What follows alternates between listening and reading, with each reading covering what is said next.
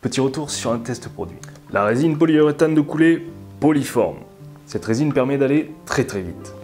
La catalyse totale du produit prend 30 minutes, mais au bout de 2 minutes seulement, la résine commence déjà à solidifier.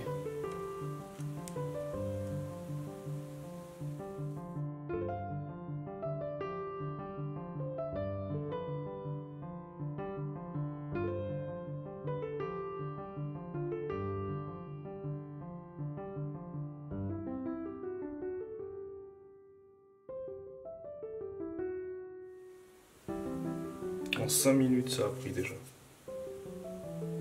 Regardez ça.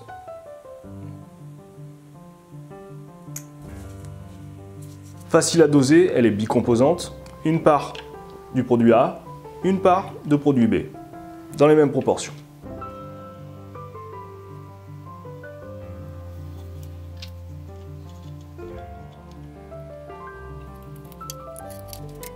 Pour peser, vous utilisez 2 récipients distincts, puis lorsque vous êtes prêt, vous rassemblez tout dans un seul.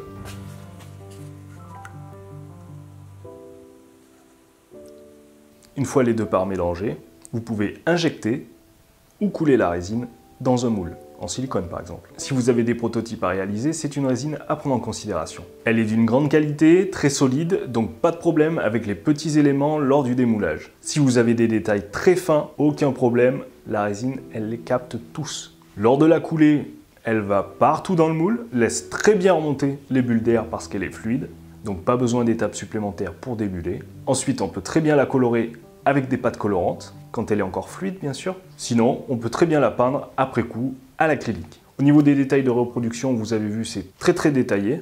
Au niveau de la solidité, ici sur un échantillon, on voit que c'est quand même très flexible. Bon, si je force un peu, ça casse évidemment. Hop. Mais sur des faibles épaisseurs, quand même, c'est pas mal. On a quand même une flexibilité qui est correcte. Ici, je n'arrive pas à le casser. Hop, c'est le haut qui casse. Ici, je n'arriverai pas à le casser. Et on peut couler ça en épaisseur. C'est du solide. Je vous mets un petit descriptif juste ici.